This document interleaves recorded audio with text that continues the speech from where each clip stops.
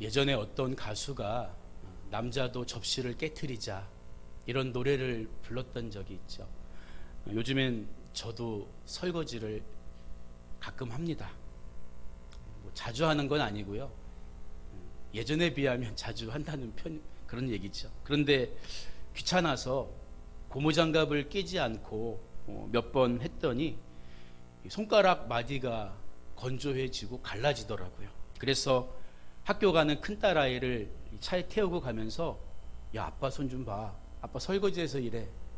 이렇게 얘기했더니 아빠도 수고한다는 말 대신에 그럼 엄마는 더 심하겠네?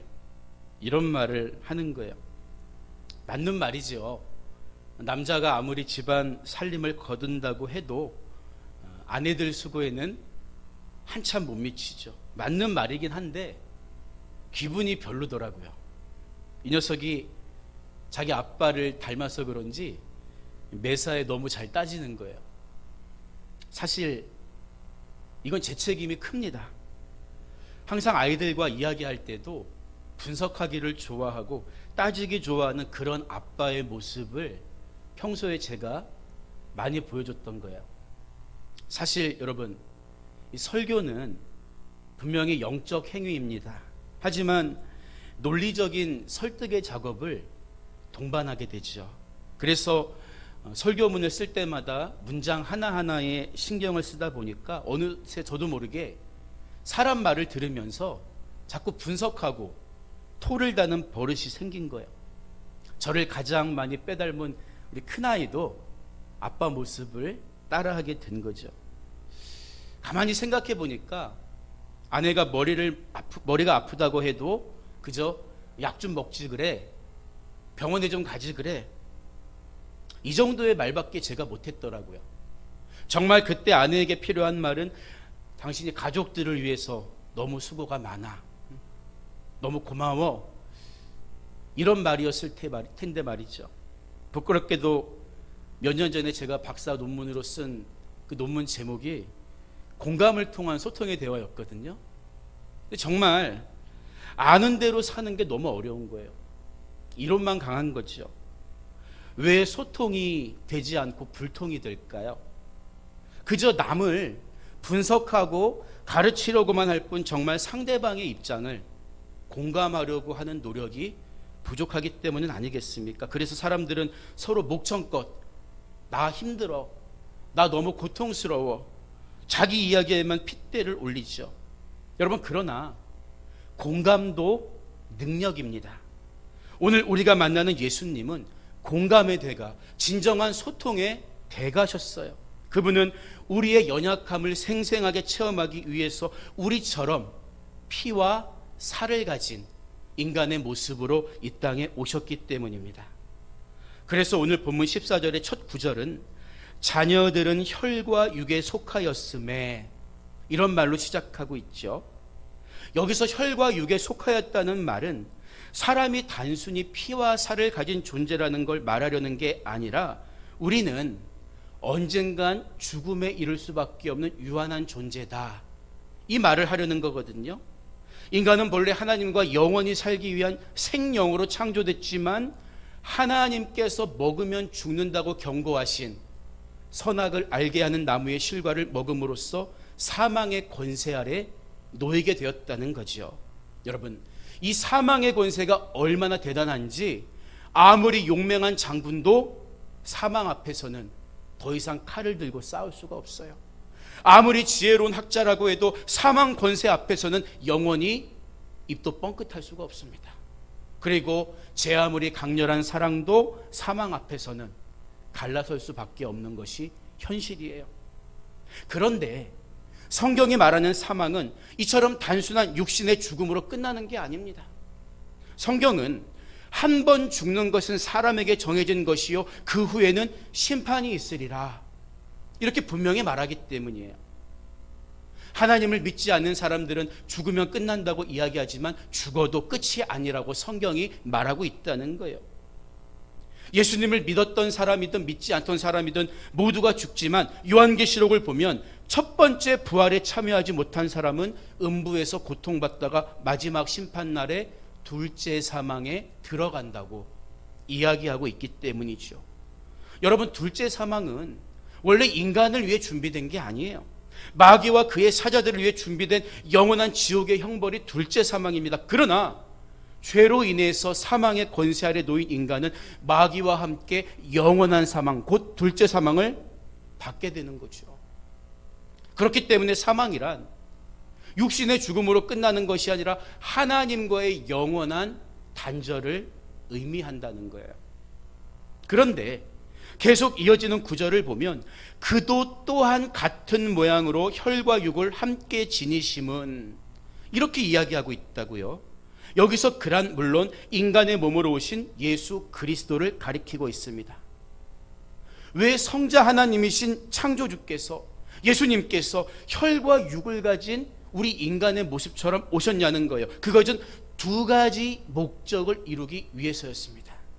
14절 후반부와 15절을 보면 죽음을 통하여 죽음의 세력을 잡은 자 곧 마귀를 멸하시며 또 죽기를 무서워함으로 한평생 매여 종로로 타는 모든 자들을 놓아주려 하심이니 이렇게 이야기하고 있어요. 예수님께서 혈과 육을 가진 육신의 몸으로 오신 이유가 뭐라는 거예요? 첫째는 마귀를 멸하기 위해서, 둘째는 우리에게 영원한 자유를 주기 위해서라는 거죠. 어릴 적에 제가 다니던 초등학교 앞에 문방구가 하나 있었어요. 그런데 하루는 평소에 손버릇이 좋지 않던 우리 반 친구가 문방구에서 샤프 한 개를 슬쩍 훔치다가 주인 아저씨한테 걸린 거예요. 친구가 아무리 울면서 잘못했다고 빌어도 아저씨는 이건 그냥 넘어갈 수 없다 그러면서 당장 부모님께 전화해야 하면서 전화번호 부르라고 혼내시는 거예요. 그때는 제일 무서운 게 잘못한 걸 부모님께 알린다고 하면 정말 무서웠어요. 그런데 아무리 싹싹 빌어도 주인 아저씨가 용서하지 않는 거예요. 마침 그 앞을 선생님이 지나가시다가 자초지종을 들으시고 그 샤프 값을 변상해 주시고 아이를 데리고 나오셨죠. 성경은 우리가 전에는 죄의 종이었다고 이야기합니다. 무슨 말이냐 하면 죄를 지은 아이가 누가 그 죄값을 갚아주지 않는 이상 붙잡혀 있을 수밖에 없었던 것처럼 종은 주인이 해방시켜주지 않는 한 절대 자유로울 수가 없는 존재라는 거예요. 마귀는 하나님 앞에서 우리의 죄를 고발하고 우리를 사망의 삭신, 사망의 대가인, 죄의 대가인 사망으로 끌고 가는 참소자였다는 거예요. 아담 이후에 모든 인간이 다 죄 가운데 태어난다고 말하잖아요. 우리 인간은 죄를 지어서 죄인이 아니라 죄인이기 때문에 죄를 지을 수밖에 없는 존재라는 거죠. 그래서 모든 인간은 사망의 권세 앞에서 아무것도 할 수 없는, 스스로의 힘으로는 헤어나올 수 없는 종에 불과했던 거예요. 이처럼 인간을 평생 죄의 종으로 부리다가 마지막엔 영원한 사망으로 함께 끌고 가는 것이 누가 하는 일이라는 거예요? 이게 마귀의 일이라는 거예요. 마귀가 지금도 하는 일입니다. 그래서 예수님이 공생의 기간 중에 그렇게 많은 귀신을 쫓아내신 사역을 하는 거예요. 그런데 예수님이 마귀를 멸하신 가장 결정적인 사건은 7 귀신 들렸던 막달라 마리아를 고치신 게 아니에요. 가다라 지방에서 귀신을 내쫓은 것도 아닙니다. 군대 귀신을 물리치는 것도 아니에요. 그것은 바로 오늘 본문에 기록된 것처럼 십자가를 통해서 당신의 죽음으로써 죽음의 세력을 잡고 있던 마귀를 완전히 멸하신 사건이라는 거예요. 그래서 예수님의 12제자 중에 유일하게 예수님이 십자가에서 돌아가시는 장면을 지켜봤던 요한은 요한일서 3장 8절에서 하나님의 아들이 나타나신 것은 마귀의 일을 멸하려 하심이라 아주 자신 있게 이야기하고 있는 거예요. 예수님이 이 땅에 오신 목적이 뭐라는 거예요? 마귀의 일을 멸하기 위해서다. 그렇다면 예수님이 어떻게 죽음을 통해서 죽음의 권세 잡은 마귀를 멸하실 수 있었을까요? 마귀는 하나님의 아들을 죽이면 세상이 영원히 자기 것이 될 줄 착각을 했어요. 그러나 예수님은 죄가 없기 때문에 사망의 권세가 붙잡을 수 있지 못했죠. 예수님은 사망의 권세를 깨뜨리고 부활하셨고, 죄 없는 예수를 십자가에서 죽게 한 마귀는 그 자신이 정죄를 받아서 멸망하게 된 거예요. 그럼 우리 인간은 어떻게 됐습니까? 우리 또한 예수님의 죽음으로 이미 죄값을 다 지불했기 때문에 인간을 함께 둘째 사망, 영원한 지옥으로 끌고 가려고 했던 마귀의 계획 또한 예수 그리스도의 대속의 은혜로 끝장나버리게 된 거예요. 그래서 14절 후반부에서는 죽음을 통하여 죽음의 세력을 잡은 자 곧 마귀를 멸하시며, 이렇게 이야기하는 거죠. 예수님이 우리의 모든 죄를 지고 죽으셨기 때문에 더 이상 마귀는 우리를 하나님 앞에서 참소할 수, 고발할 수 없게 되는 거예요.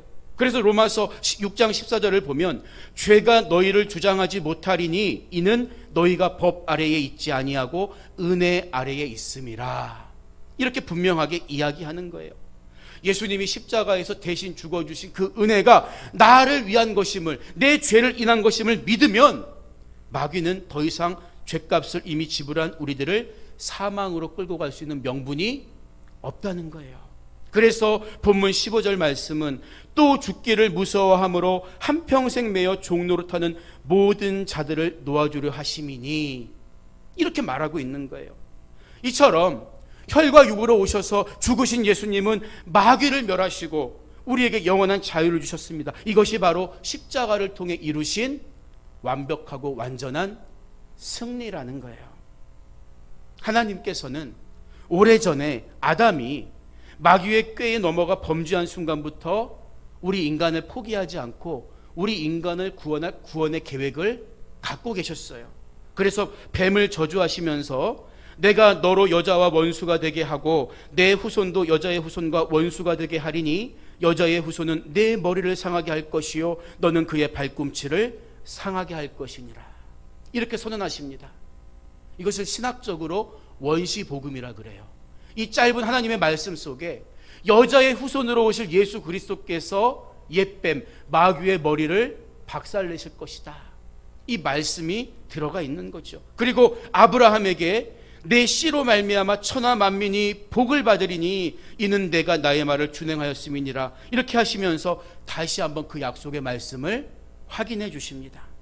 여러분, 그렇기 때문에 우리가 성경을 통해 보는 족보는 그냥 보면 지루하지만 사실은 하나님의 약속대로 우리를 구원하시기 위해서 예수님이 이 땅에 내려오시는 계단과 같은 거예요. 누가 누구를 낳고 누가 누구를 낳고, 얼마나 은혜가 됩니까? 아브라함이 그 약속을 믿었고 하나님은 그것을 믿은 아브라함의 믿음을 의로 여겨주셨습니다. 아브라함을 아브라함 되게 한 것은 혈통이 아니에요. 그의 믿음입니다. 그래서 갈라디아서 3장 7절을 보면 그런즉 믿음으로 말미암은 자들은 아브라함의 자손인 줄 알지어다, 이렇게 이야기하는 거예요. 우리가 혈통적으로 아브라함과 피 한 방울 섞이지 않은 동양 사람이지만 믿음으로 아브라함이 하나님께 인정받은 것처럼 우리도 믿음으로 아브라함의 자손이 되는 거예요. 그렇기 때문에 오늘 본문 16절에서는 이는 확실히 천사들을 붙들어 주려 하심이 아니요, 이게 무슨 말입니까? 예수님이 죽음을 통해 이루신 승리, 마귀를 멸하시고 우리에게 해방을 주신 이 사건, 천사들을 위한 것이 아니라 오직 아브라함의 자손을 붙들어 주려 하심이라. 이 말씀은 유대인이든 이방인이든 상관없이 예수님을 나의 구주로 믿어 구원받은 모든 사람들에게 유효한 약속이 된다는 거죠. 아브라함을 가리켜서 유대인들만의 조상이 아닌 믿음의 조상이라고 우리가 부르는 이유가 바로 여기 있는 거예요.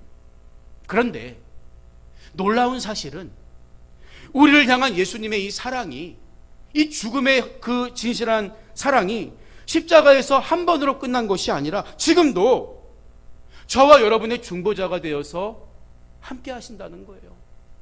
우리를 도우신다는 거예요. 왜 그럴까요? 왜 그럴까요? 마귀는 절대 포기하지 않기 때문이에요. 우는 사자처럼 할 수만 있으면 택한 자라도 미혹하려고 하기 때문입니다. 그래서 신약 성경 27권 중에 무려 21권이 성도들에게 핍박 가운데도 인내해야 된다, 고난 가운데도 주님을 바라봐야 한다, 이 격려와 힘을 주는 편지글로 이루어져 있잖아요. 데살로니가서 3장 3절을 보면 주는 미쁘사 너희를 굳건하게 하시고 악한 자에게서 지키시리라. 이 말로 시험을 인내하는 우리들에게 힘을 주고 있는 거예요. 구약시대에는 제사장들이 연약한 인간을 하나님께 데리고 나가는 중보자의 역할을 했죠. 하지만 그들의 역할은 그림자에 불과했습니다. 모형에 불과했어요. 왜냐하면 제사장도 죄 많은 인간에 불과했기 때문이죠. 그래서 예수님의 비유의 말씀을 들어보면 강도 만나 죽게 된 사람을 보고도 제사장이나 레위인은 그냥 위선을 떨면서 지나쳐 가잖아요. 하지만 오늘 본문 17절의 말씀을 보면 그러므로 그가 범사의 형제들과 같이 되심이 마땅하도다. 이는 하나님의 일에 자비하고 신실한 대제사장이 되어 백성의 죄를 속량하려 하심이라. 지금도 보좌 우편에서 우리를 위해 기도하시고 우리의 죄를 속량하게 주고 계시다는 거예요. 모형이 아닌 실체로 이 땅에 오신 그리스도 예수께서 영원한 대제사장이 되어서 우리와 항상 함께해 주신다는 거죠. 사실 원래 제사장의 역할은 레위의 후손인 레위 지파의 몫이었습니다. 레위 지파 사람들만 제사장의 역할을 감당할 수 있었다고요. 그래서 구약의 율법대로라면 유다 지파의 후손으로 오신 예수님은 대제사장이 될 수가 없지요.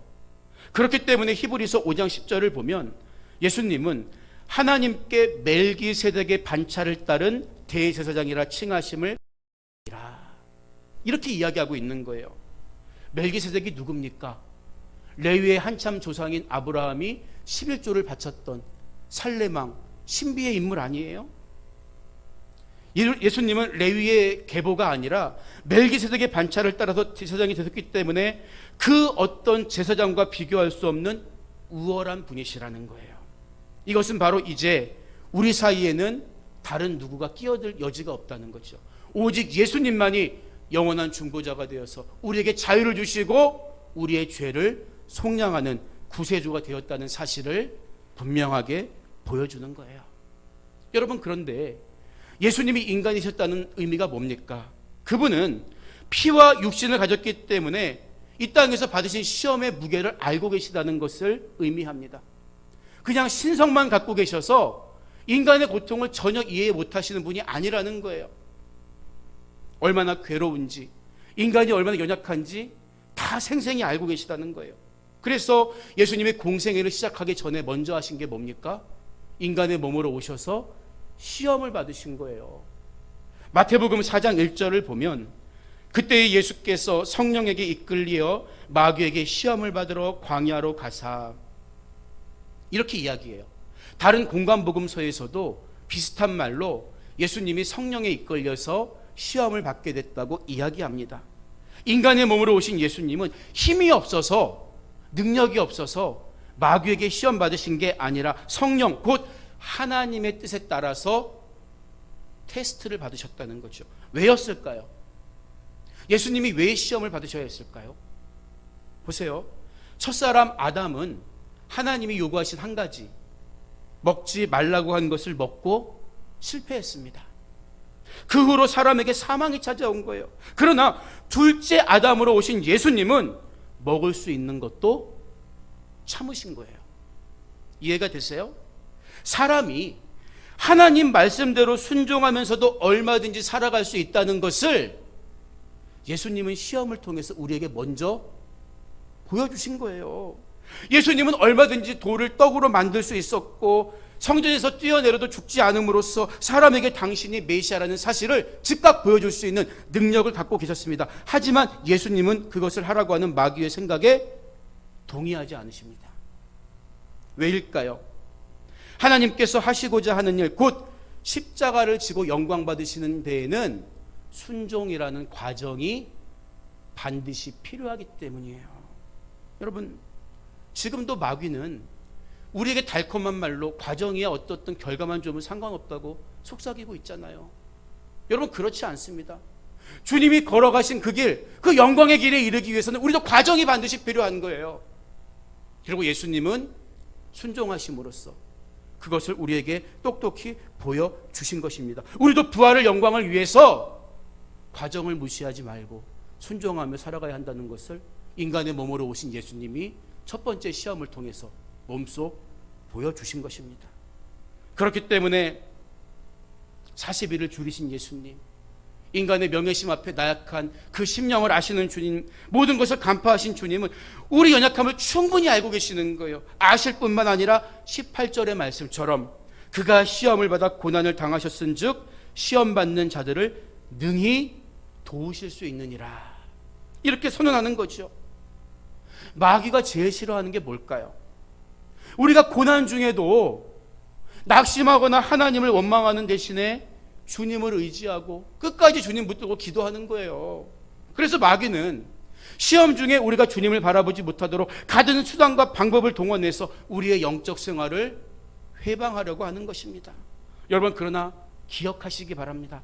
우리보다 먼저 시험을 받아 고난받으신 예수님께서는 나를 도우실 능력이 있을 뿐만 아니라 기꺼이 나를 돕기 원하고 계시는 거예요. 천성을 향해 순례하고 있는 여러분들이 시험을 받고 있을 때 주님은 영적으로 우리에게 얼마나 외치시는지 몰라요. 제발 나에게 손을 내밀어라. 제발 나에게 부르짖어라. 내가 너에게 응답하겠고 알지 못하는 크고 비밀한 일을 보여줄 것이다. 왜 부르짖지 않으십니까? 왜 응답하지 않으십니까? 예수님은 세상에 어떤 재벌보다, 어떤 정치인보다 더 큰 능력을 가지고 우리를 도우실 수 있는 분이십니다. 오늘 말씀을 마무리합니다. 예전에 세상에 이런 일이라는 TV 프로그램을 보는데 머릿속에 거미가 들어있다고 이야기하는 남자 이야기가 나온 적이 있어요. 그분은 자기 머릿속에 거미가 알을 까고 산다고 이야기하면서 이 코에다가 진공청소기를 대고 빨아들이려고 하는가 하면 머리가 지금 신경을 건드리고 지나간다고 주먹으로 마구 머리를 치는 거예요. 그리고 급기야 분이 풀리지 않는지 이 거미에게 복수하기 위해서는 이 몸을 다 태워버려야 돼, 이런 이야기도 하더라고요. 도대체 그분은 왜 그런 생각을 하게 됐을까요? 그를 치료하는 의사가 이분이 한참 인생의 힘든 시기를 겪을 때 거미를 보면서 그런 공상을 하기 시작한 것 같다, 이런 진단을 내립니다. 그가 힘들고 외로웠을 때 아무도 머리에 거미가 지나가는 것 같다는 자기 이야기에 관심을 갖지 않고 오히려 그를 멀리하고 이상한 사람 취급하고 비웃었기 때문에 마음의 상처가 점점 병이 되고 벽이 됐다는 거예요. 그로 인해 현실의 무게를 견뎌내지 못하고 머릿속에 거미가 기어다니고 있다는 공상이 일종의 방어 기제로 작동했다는 거죠. 여러분, 만약에 아무도 나의 이야기를 들어주지 않는 세상을 살아간다면, 아무도 나에게 따뜻한 말을 건네지 않는 세상을 살아간다면 누가 견딜 수 있겠습니까? 그런데 그런 고통을 예수님이 겪으셨어요. 인간의 몸으로 오신 예수님이 가장 견디기 힘든 시험이 무엇이었을까요? 어쩌면 그것은 버림받는 게 아니었을까요? 제자들에게조차 버림받은 예수님을 하나님께서 십자가에서 철저하게 외면하십니다. 나의 하나님, 나의 하나님, 어찌하여 나를 버리시나이까? 이 절규가 주님의 그 심정을 대변하잖아요. 여러분, 혹시 가까운 사람조차 알아주지 못하는 일로 인해서 괴로운 일이 있습니까? 세상에서 여러분이 겪는 고통이, 그 시험이 얼마나 무겁고 괴로운지 먼저 고통받으신 주님께서 다 알고 계십니다.